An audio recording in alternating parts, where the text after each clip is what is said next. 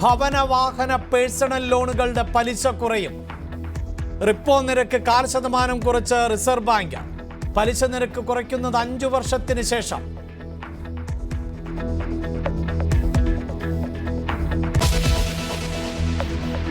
സമീപ വർഷങ്ങളിൽ സംസ്ഥാന സർക്കാരിനെ ബാധിച്ച രൂക്ഷമായ ധനഞ്ഞെരുക്കത്തിന്റെ തീഷ്ണമായ ഘട്ടത്തെ കേരളം അതിജീവിച്ചിരിക്കുന്നു എന്നതാണ് ആ സന്തോഷവാർത്ത. സാമ്പത്തിക ഞെരുക്കം കടന്നെന്ന് ബജറ്റ് പ്രസംഗത്തിൽ ധനമന്ത്രി. ക്ഷേമ പെൻഷൻ കൂട്ടിയിട്ടില്ല. ബജറ്റിൽ സർക്കാർ ജീവനക്കാർക്ക് സന്തോഷിക്കാനേറെ. ശമ്പള പരിഷ്കരണ കുടിശ്ശിക ജീവനക്കാർക്കും പെൻഷൻകാർക്കും ഒരു ഗഡു ഏപ്രിലിലെ ശമ്പളത്തിൽ. ഡി എ കുടിശ്ശികയുടെ 2 ഗഡുക്കളുടെ ലോക്കിൻ പീരീഡ് നടപ്പ് സാമ്പത്തിക വർഷത്തിൽ ഒഴിവാക്കി നൽകുന്നു.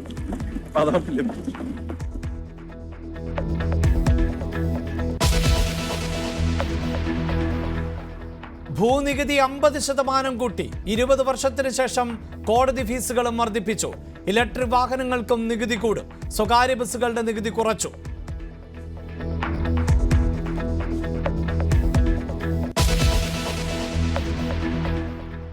വയനാട് ചൂരൽമല പുനരധിവാസത്തിന് 700 കോടി. ടൂറിസം മേഖലയ്ക്ക് വമ്പൻ പദ്ധതികൾ.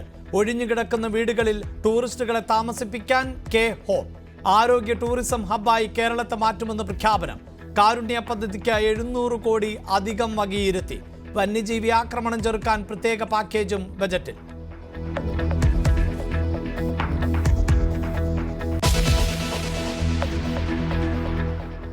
പശ്ചാത്തല IT AI വികസനത്തിന് വലിയ പദ്ധതികൾ.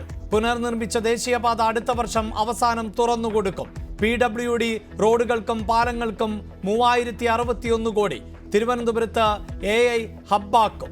ഗ്രാമീണ IT മേഖലയ്ക്ക് പ്രോത്സാഹനം. കൂടുതൽ IT പാർക്കുകൾ. തെക്കൻ കേരളത്തിൽ കപ്പൽശാലയ്ക്കായി കേന്ദ്രവുമായി ചർച്ച നടത്തും.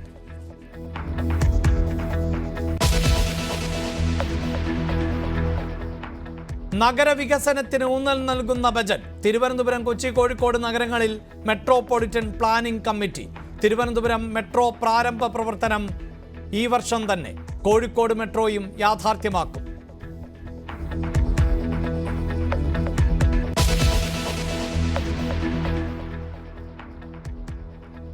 കിഫ്ബി നിർമ്മിച്ച റോഡുകളിൽ ടോൾ പിരിവ് ബജറ്റിൽ പ്രഖ്യാപിച്ചില്ല.